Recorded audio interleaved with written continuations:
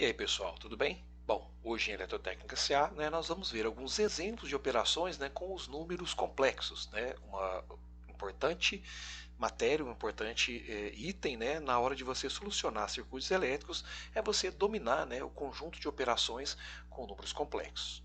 Bom, mas você deve saber, que o número complexo, ele é representado por uma parte real e uma parte imaginária, Então nós temos aqui um ponto C qualquer representado num plano cartesiano. Bom, este ponto C, ele tem quatro informações. Duas delas formam a coordenada retangular. Então, quando pegamos, a coordenada x e a coordenada y, nós formamos a forma retangular, de um número complexo. Interessante observar que aqui nós utilizamos a letra J e não a letra I, como nos livros de matemática.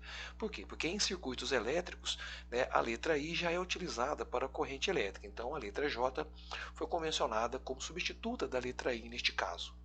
A outra forma que você tem para representar um número complexo é você utilizando o módulo e o ângulo. Então você tem uma distância do ponto 00 da origem até o ponto C, até o ponto que representa, esse número complexo. Então você tem um módulo e tem um ângulo formado com o eixo dos números reais, com o eixo x. Bom, nós podemos então converter, de uma coordenada para outra. Então, se você tiver a coordenada polar e quiser trabalhar com a coordenada retangular, você vai ter que se utilizar de funções trigonométricas, do módulo e do ângulo. Então, para a componente real, você vai fazer o módulo vezes o cosseno do ângulo.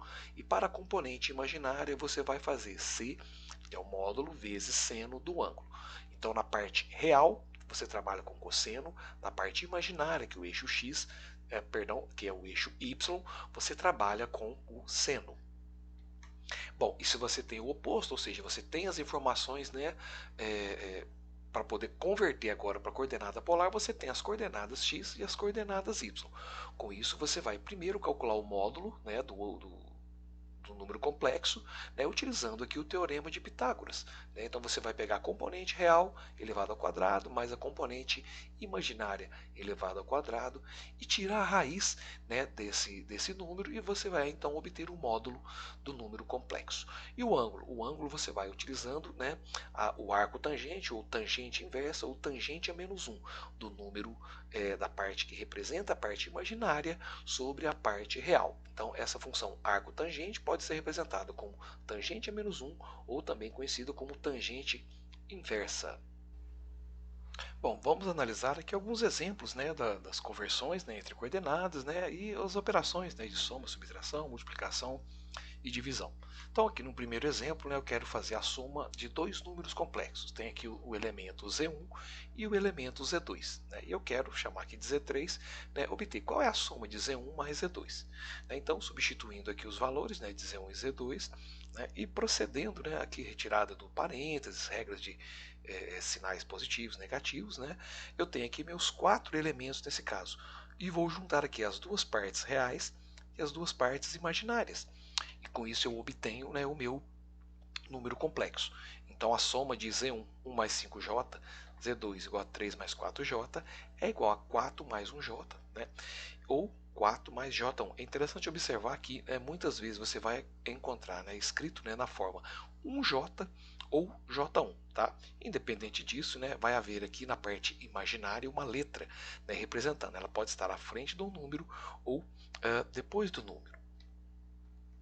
Bom, agora eu quero proceder com a subtração. Eu vou pegar esses mesmos números, Z1 e Z2. Então, neste caso, coloco 1 mais 5J menos 3 menos 4J, Z1 menos Z2. Bom, procedendo aqui aos cálculos, e aqui é interessante observar o seguinte.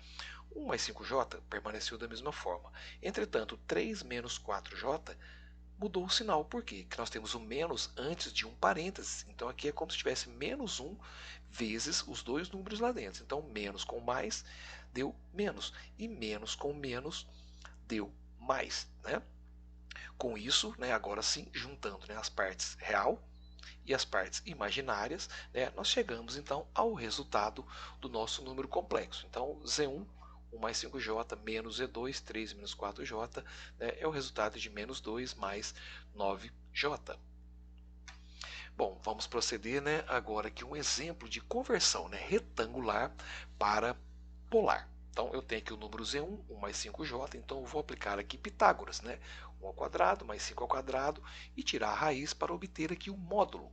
Bom, e o ângulo? O ângulo eu vou obter, né, fazendo a tangente inversa, a tangente menos 1, né, de 5 sobre 1. Né, e obtenho aqui um ângulo de 78,69 graus.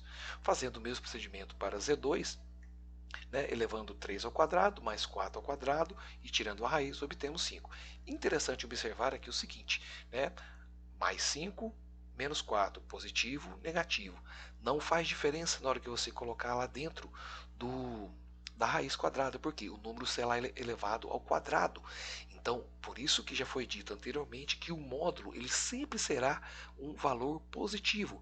É como se ele fosse uma medida. É diferente da coordenada x e y, né, que são realmente pontos, né, a serem traçados no eixo positivo, negativo, né, tanto no eixo x quanto no eixo y, e a diferença para o módulo, que é na verdade uma medida de distância do ponto de origem ao ponto de interesse. Bom, o sinal negativo vai fazer, né, diferença no ângulo. Então, toda vez que o sinal for positivo do número complexo, você vai obter, né, de forma inicial aqui um ângulo convencionado como positivo. E o ângulo negativo será obtido quando você tiver o sinal negativo nesse número complexo. Então aqui o ângulo vai ser dado pela tangente inversa de 4 sobre 3. Né? Então esse número Z2, 3 menos 4J, é equivalente ao valor, né, 5 menos 53,13 como ângulo. Então em coordenada retangular, em coordenadas polar. Bom, vamos proceder aqui agora um exemplo com a multiplicação. Né? Eu tenho aqui dois números complexos, Z1, né, convertido, né, com os valores que nós pegamos dos exemplos anteriores, né, e eu quero fazer a multiplicação de Z1 com Z2. Né? Então, colocando aqui na forma de multiplicação, substituindo Z1 e substituindo Z2, então 5 ângulo 78 vezes 5, né, ângulo menos 53,13. Então, o que nós vamos fazer é rearranjar essa equação como módulo com módulo, então 5,099 vezes 5, ângulo com ângulo. E neste caso da multiplicação, nós pegamos diretamente os valores do ângulo, tanto do ângulo do elemento Z1 quanto do elemento Z2. Tá? Então é interessante observar que o sinal negativo será carregado para o Z3. Né?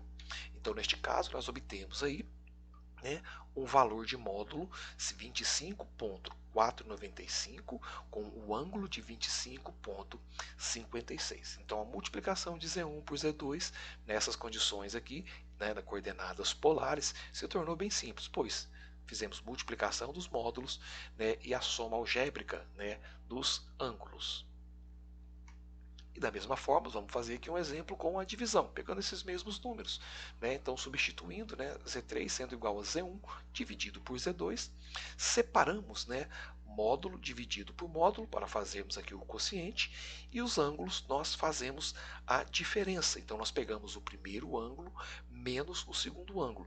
E aqui o sinal negativo, né, vai ficar interessante porque nós teremos menos com menos, né, porque o ângulo do Z2 já é negativo. Então, obtemos aqui no final o ângulo de Z3, né, um módulo, né, 10918, né, com um ângulo de 131,82. Tá? Bom, esse ângulo, né, representando aqui na coordenada polar, né, quando for trabalhado em circuitos elétricos, né, nós veremos que esses ângulos normalmente serão identificados apenas de 90 a menos 90. Então, em circuitos elétricos, né, nós veremos que temos como fazer uma equivalência de ângulos, né, olhando para o ciclo trigonométrico e trabalhando com as funções da tangente. Bom, para fecharmos, né, a sessão aqui de exemplos, né, e desse tema das operações com números complexos, né, vamos fazer aqui uma conversão de coordenada retangular para polar. Então aqui eu tenho um número complexo com o módulo 10 no ângulo de 60. Bom, quanto que vale, né, a parte real, a parte imaginária? Quais são as coordenadas retangulares deste número complexo? Então, procedendo, né, para a parte real, nós temos aqui, né, 10 vezes cosseno do ângulo de 60. Então, para acharmos a parte do eixo x, a parte real, nós utilizamos a função de cosseno. Então, é o módulo vezes o cosseno do ângulo, obtemos aqui 5. Né? E para a parte imaginária, né, a parte b, nós temos aqui a função seno. né? Então aqui é 10 vezes seno de 60. Obtemos aqui então B1 igual a 8,66.